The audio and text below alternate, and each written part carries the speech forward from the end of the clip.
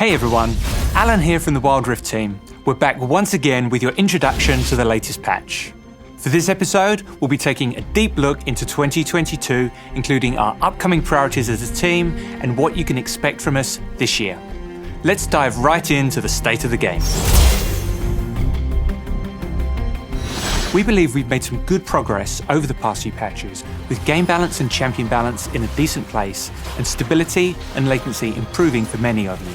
That said, we hear you and know that there are still issues with game fairness, including AFK and intentional feeding. We also want to give you more visibility on when we penalise players based on your reports. These are really high priorities with the team, even if we don't have specific updates today. We're still working on releasing into South Asia as well as our console version of the game, but we won't have any updates on those in 2022. We appreciate your patience while we've been working through these, and we look forward to providing more news when we can. Today, we're going to spend a lot of time talking about gameplay. Looking at patch 3.1, we're taking a big step forward with our largest gameplay overhaul yet. Wild Rift is going elemental. Elemental Rift is an evolution of the current Wild Rift map, adapting the dragon and terrain mechanics from League PC, but with a few streamlined changes. This will look a little different from what you saw in January, because we're looking to achieve a few new things. In addition to team comps, runes, and item builds, we want to make games play out differently each time. Between objective team coordination and individual ability to impact a game, Elemental Rift will give us more tools to make sure that the game remains dynamic and fun. We're also looking to even out the gap between coordinated teams and solo players. We have a few ideas on how we can achieve this, and trying a variety of changes in the future will help us hit these goals in the most satisfying way possible. With a huge change like this, we want to be prepared to make adjustments, so we're thinking of Elemental Rift as part of a testing phase. In patch 3.2, you might see a version of it that looks very different from what you'll see today, because we're still exploring different options and deciding what will work best. Wherever we land, we'll be keeping a close eye on the effects of these changes, and we're looking forward to hearing your feedback. In this first version of Elemental Rift, slaying each dragon offers a unique buff, but taking enough dragons also grants the Dragon's Soul, a powerful buff that matches one of the dragon's elements. We're still working on how many kills it should take, but in this test run, Dragon's Soul will trigger after the third dragon, so you'll be able to obtain 3 buffs along with your soul. Infernal Dragon now grants bonus attack damage and ability power, and the Infernal Soul creates explosions around your abilities and attacks, dealing bonus adaptive damage in a circle around your target. Mountain Dragon increases your armor and magic resist, and the Mountain Soul grants a shield after not taking damage for a short while. Ocean Dragon restores health over time, and Ocean Soul restores more health when dealing damage to enemies. The first 2 dragons are random, then after that, all dragons will match the element of the rift. You'll always know which dragon type is coming next before it spawns, so you can prepare to fight for it or trade a different objective if it doesn't fit your team comp. You might have noticed that we didn't cover one element. With the arrival of Elemental Rift, we're removing Cloud Dragon. During our playtests, we felt that Cloud Dragon offered mostly hidden power that was hard to notice in-game, making it less interesting to play around and less enticing for objective-minded teams. Without Cloud Dragon, we'll have extra space for the more exciting elements to shine. You'll also see that Dragons, Rift Herald and Barons spawn later in the game, and Dragons will be a bit easier to take. By building more time into objective spawns, we're hoping to strike a better balance between team performance and individual play. Players will have more options to choose how they want to play the early game, rather than needing to rush the objective right away. We've also totally revamped Elder Dragon, making it much closer to its League PC kin.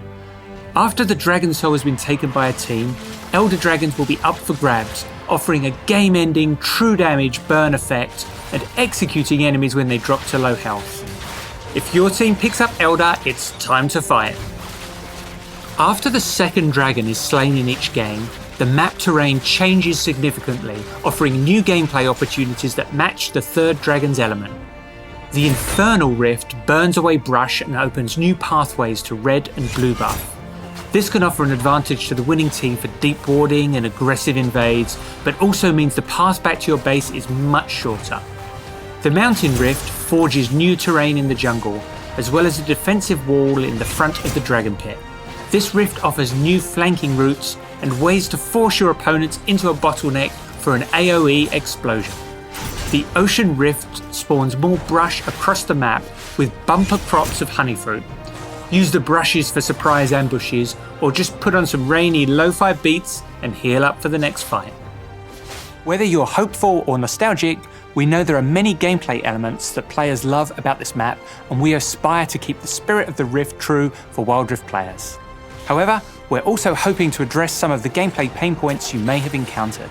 So, we'll be testing this Rift during limited time windows in a totally separate queue during patches 3.1 and 3.2. This will allow us to monitor and make adjustments before it replaces the existing Wild Rift map fully in our pre-season in patch 3.3 later this year. Until then, enjoy the current Rift in ranked and esports broadcasts as we head towards the Icons Global Championship. And again, we're exploring versions of Elemental Rift that might look different from this one, or even from what's currently in League PC. Expect to hear more about that in the future. We're looking forward to seeing how your games play out with raw elemental power at your disposal, and we can't wait to hear your feedback on these changes when they roll out for testing. Shen, the Eye of Twilight, will be teleporting in very soon. Shen wields his blades of steel and spirit to protect Ionia and its allies in the Barren Lane. His spirit blade follows him and grants him more damage against his foes and protection when his team needs it most. Shen isn't a particularly stealthy Kinku, but he makes up for it with defensive options and hard crowd control. Slide on into the enemy team to taunt them and block basic attacks with Spirit's Refuge to nullify enemy carries. With extreme tankiness and the ability to stand united with allies from anywhere on the map, Shen maintains the balance for his team at any cost. Tipping the scales in support and mid lane, Karma, the Enlightened One, empowers her teammates and slows her foes. Karma has a couple of changes from her PC version, with a greater focus on her Battle Mage playstyle. We thought we'd go into a little more detail with Karma to highlight some of her differences. First up, we've moved Karma's ultimate to her passive.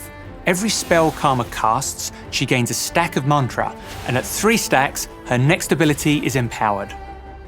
Inner Flame fires a blast of energy, dealing damage and slowing enemies. When empowered, it leaves a slow field, which explodes a second time. Focused Resolve now tethers up to 2 nearby champions. If those champions fail to escape the tether range, they're rooted for a short time. When empowered, this ability forms an additional tether, forcing those enemies to scatter. If any of the tethers aren't broken in time, the enemies get a mega root for a longer period. Karma's third ability, Inspire, grants an ally a shield that offers movement speed. Under the effect of mantra, the shield could empower an additional nearby ally.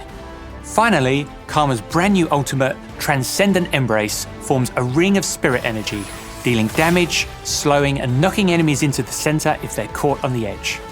We want to give Karma players more ways to control her enemies throughout the game, and Transcendent Embrace is the centerpiece of that playstyle. In testing, we called it the donut.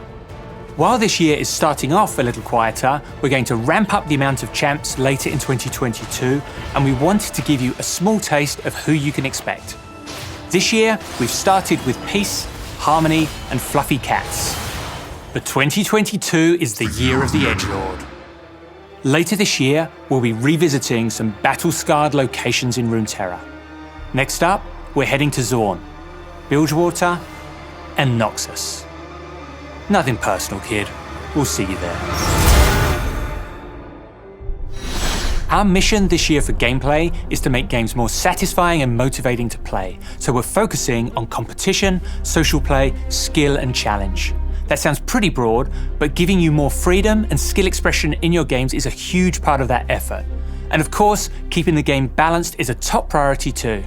We're giving more options to fighters in this patch with the introduction of new items. Divine Sunderer is the perfect option for champs looking to brawl who want some extra health and damage. We want to offer a sturdier alternative for bruisers that traditionally build Trinity Force. After using an ability, your next basic attack will deal a % of your target's maximum health as bonus damage. If that target is another champion, you will also heal for some of the damage you dealt. Hullbreaker is for champs who want more durability and split-pushing power. While no ally champions are near you, you'll gain bonus armor and magic resist and deal more damage against structures. You'll also give a mini boost to nearby minions so they can keep you company on your split-pushing journey. Also in this patch, we're making some small changes to other items. Fimbulwinter will be more closely aligned with its PC version, offering its trademark shield on slows as well as hard crowd control.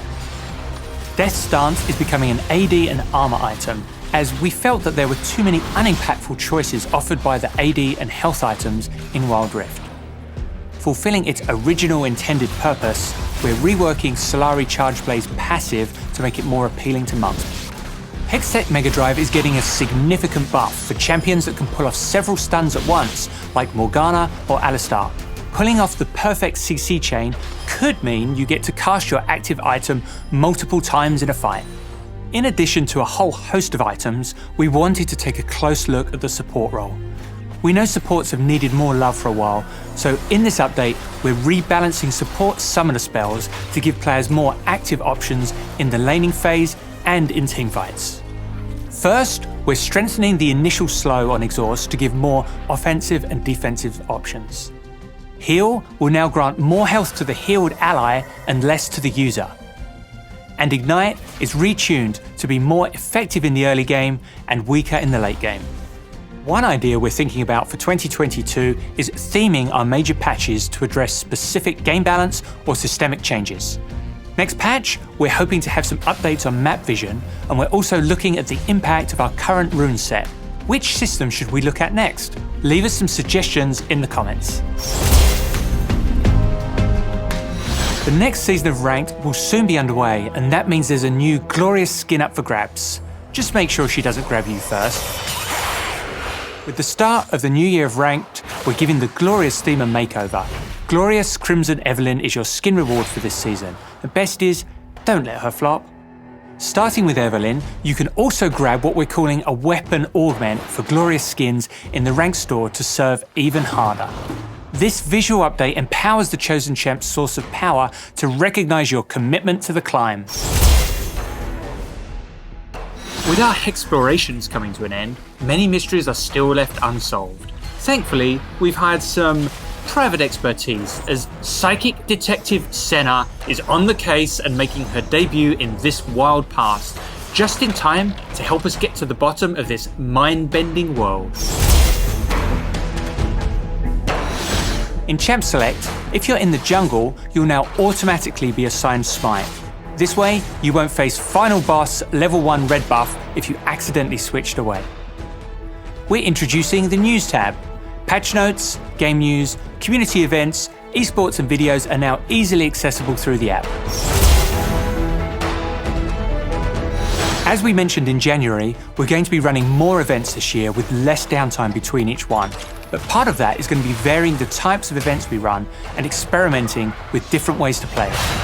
To give you a taste of what's happening later this year in Wild Rift, we'll be revisiting High Noon, Pool Party, Pulsefire, and maybe even further beyond. Sorry, I got distracted. Our biggest focuses this year will be on our shared moments with League PC, like Lunar New Year. We'll collaborate a few times a year on huge, unforgettable moments with new skins, stories, and more. Those larger events will stay under wraps for now. Now, let's get back to it and showcase some of the skins headed your way in patch 3.1.